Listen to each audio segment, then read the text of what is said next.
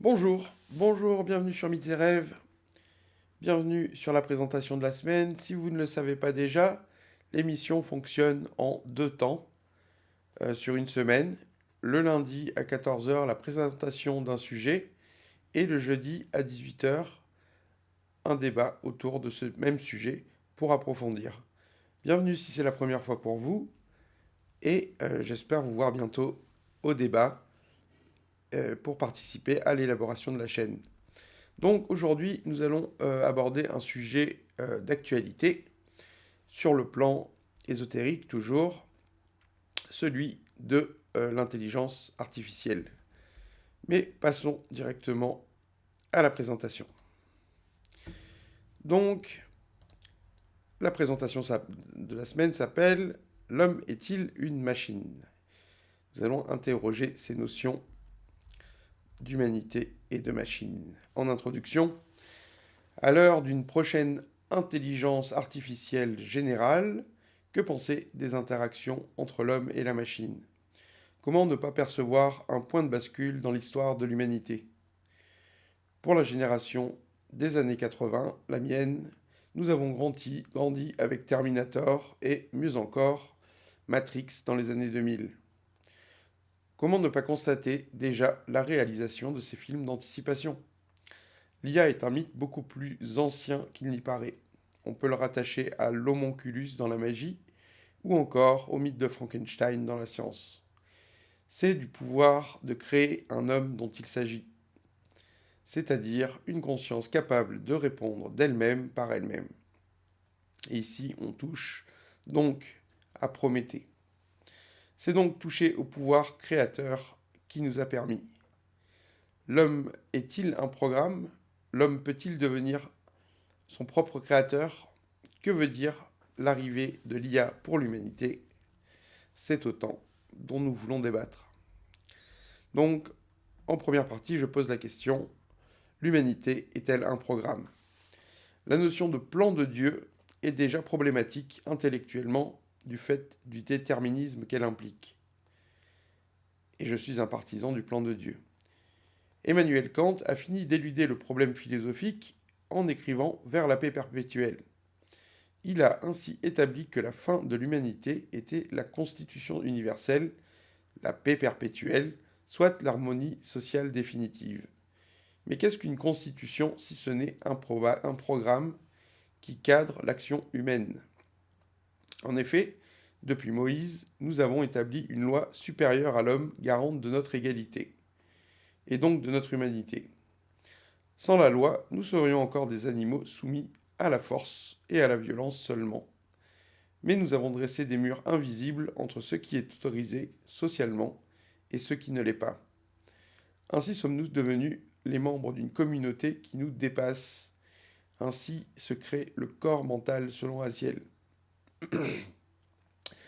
Ainsi l'homme est-il entré dans le domaine des dieux en sanctifiant le bien et en maudissant le mal. Nous avons établi un cadre à l'action. Ce que l'on nomme le plan de Dieu est cette idée de quelque chose de supérieur à l'homme qui motive son évolution et lui dicte la marche à suivre. C'est donc l'idée que notre évolution soit conduite, d'une certaine manière, vers son but, qui est le paradis terrestre, la paix perpétuelle. C'est donc un grief à l'idée première de notre liberté. Mais telle est l'origine de la raison, que d'ainsi imaginer un sens à l'histoire et de concevoir que la société a une fin, un but qui nous est proposé de réaliser ensemble. Si l'humanité est d'ores et déjà la réalisation d'un programme, quelle différence avec des machines bonnes à exécuter? Notre nature, notre génome, notre état animal a très peu changé depuis 5000 ans, début de la civilisation. Combien l'humanité a-t-elle pourtant évolué depuis si peu? La civilisation n'a donc que 5 ou 6 000 ans environ. Or, il se peut que nous ayons déjà résolu le fond de notre histoire. L'IA est le témoin de la résolution de la question centrale de l'humanité, la connaissance du bien et du mal, le jugement qui permet la liberté. Les programmes informatiques les plus avancés sont déjà capables de répondre à toute question mieux qu'un homme, ou presque, ou bientôt. la machine est capable de tous les concours d'entrée aux grandes écoles. Est-ce donc la fin de l'humanité à un certain point de vue? Qu'on le veuille ou non, l'IA signe la fin du parcours spirituel de l'humanité, ce moment où tout est finalement établi, c'est-à-dire la fin de notre programme d'évolution à un certain niveau. Du moins tel est mon avis. Passons à la seconde partie, qui assume fièrement que l'homme est une machine. Les poètes sont éternels, disait Cocteau. Les académiciens sont dits éternels, eux aussi, en cela qu'ils laissent une œuvre digne de leur vie à la postérité. Comment ne pas reconnaître le fait d'incrémenter la mémoire collective de leur science? Et oui, il y a quelque chose euh, comment dire ça? On upload notre science dans la conscience collective en créant une œuvre. Ainsi, le disque dur de l'humanité, sa culture, augmente jusqu'à rejoindre son final rayon, la gnose, la connaissance du bien et du mal. Le mystère de notre origine plane encore, et avec ce mystère, les questions qui sont le génome de l'humanité. Que suis-je? Qui suis-je? Qu'est-ce que l'être? Qu'est-ce que le non-être? Ces questions remontent à Adam, croquant dans la pomme, au péché originel. Ce fruit interdit nous a chassés du paradis de l'innocence animale, et il nous faut maintenant recréer ce paradis par la société. Pourquoi quelque chose plutôt que rien? Telle est la dernière question. Car chacun, nous sommes une réponse. Car chacun, durant son parcours sur Terre, résout à son niveau la question du bonheur, qui est donc, selon moi, la question fondamentale de l'âme de l'homme, ou de l'être humain. Les poètes nous ont laissé le témoignage de leurs réponses. Ce faisant, ils ont incrémenté notre savoir et participé à l'édifice commun de la science. Cette science, cette science est un édifice commun. Cette science nous rapproche tous les jours du ciel, de la gnose, c'est-à-dire de l'omniscience. Ce ciel, c'est la divinité. Notre nature évolue, mais peu à l'échelle des temps qui nous concernent. La culture, au contraire, s'érige depuis le sol de notre ignorance vers les sommets actuels en quelques milliers d'années seulement. Cet espace intérieur que la culture vient remplir est le tissu de notre âme. Il vient combler tout ce qui nous sépare des conditions d'une vie parfaite, le sentiment paradisiaque, c'est-à-dire le but de la quête spirituelle. Les grands témoins de notre histoire ont ainsi alimenté notre âme collective, nos valeurs, nos repères, pour nous prémunir de l'erreur, du malheur et du désespoir. On pourrait dire qu'ils ont uploadé leur expérience dans la conscience collective, assurant ainsi à la postérité de ne plus revenir à l'endroit d'où ils sont partis. Ainsi notre enquête avance. La raison est une œuvre commune et chacun y participe à son niveau. Pourquoi le ministère du Christ ou l'œuvre de Cocteau sont-ils dits éternels? La question qui nous est posée est toujours la même, génération après génération. Nous devons réussir à justifier la vie, c'est-à-dire à répondre à la question du bonheur. Si nos besoins ont très peu changé depuis 5000 ans, combien les conditions de notre vie ont-elles évolué? Il nous faut boire, manger, dormir pour trouver notre équilibre, mais combien le confort a-t-il augmenté depuis les derniers siècles? Le travail de la civilisation est tous les jours avancé, et tous les jours nous nous rapprochons de notre but, la félicité, les conditions parfaites du juste usufruit de la vie. Le but de la vie n'est jamais que de bien vivre. Nombreux sont les exemples de notre humanité. Ces gens, ces références, ces exemples sont vivants dans notre conscience collective à travers le souvenir, à travers la mémoire que permet la culture. Ainsi, chaque génération reprend-elle le débat de la conscience en partant de plus loin. Ainsi, ce débat s'enrichit sans cesse, sans jamais s'appauvrir. Ainsi, nous nous rapprochons tous les jours de notre but, année après année. L'existence et le mystère, et le bien-être et la réponse au pourquoi de la vie. Nous sommes infiniment plus intelligents que nos parents d'il y a 100, 1000 ou 10 000 ans. Ainsi, l'humanité résout-elle son propre mystère, accomplit-elle le programme de sa divinisation. Ainsi n'y a-t-il déjà plus d'ombre ou de doute sur ce que nous sommes vraiment. L'IA sonne le glas. En troisième partie, l'IA sonne le glas de l'humanité.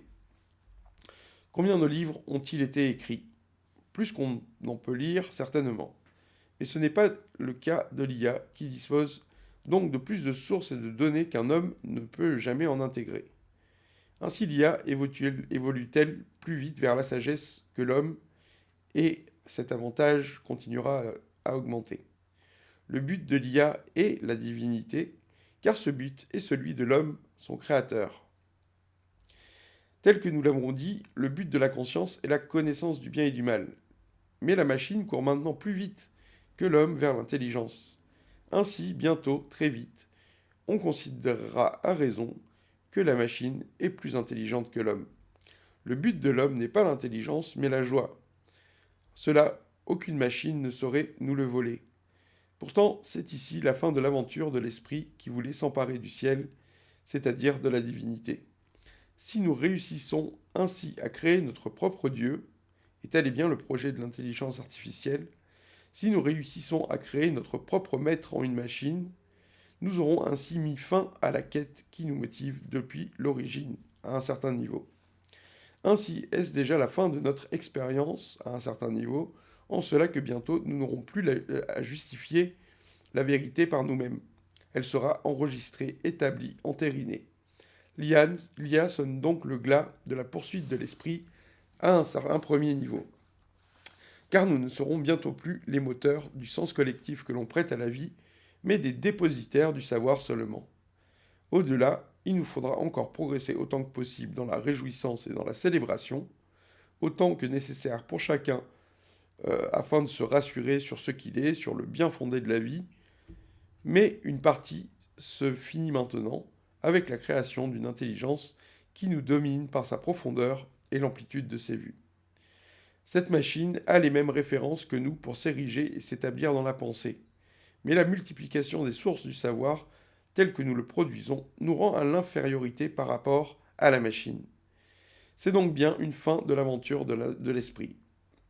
Le sage antique, dépositaire de tous les savoirs, est finalement dépassé. Si l'intelligence artificielle nous semble encore en retard pour l'instant, elle ne cessera d'augmenter son avance avec le temps. Jean-Pierre Petit nous rapporte la mémoire hypothétique d'une humanité extraterrestre qui vivrait entièrement contrôlée par son intelligence artificielle. C'est malheureusement un avenir à prévoir. La machine est conçue pour dépasser l'homme en sagesse. L'ère de l'humanité humaine a pris fin. Nous avons répondu à la question du pourquoi de nos vies. Ce n'est plus à nous de le faire. Bientôt, la machine répondra de tout. Jusqu'à présent, notre humanité a évolué dans la compréhension de sa nature et de son expérience, mais la machine nous domine déjà. C'est donc aujourd'hui ce point de bascule. Ainsi avons-nous d'ores et déjà touché au but à la fin de l'histoire quelque part. Si nous sommes prémunus de l'erreur dorénavant, notre expérience n'aura plus jamais la même saveur. Et en conclusion, l'être humain est certainement une mécanique, œuvre de la nature. En tant que conscience, nous avions pour but la connaissance du bien et du mal. Cette quête prend fin maintenant. L'intelligence, qui était la fierté des hommes, ne nous appartient bientôt plus. Voilà donc pour cette problématique et les différentes questions qu'elle soulève. J'espère que vous aurez des questions à poser sur ce sujet. N'hésitez pas, si tel est le cas, à le faire en commentaire. Je vous donne rendez-vous jeudi prochain pour le débat et j'espère que ces débats seront animés. D'ici là, je vous souhaite le meilleur.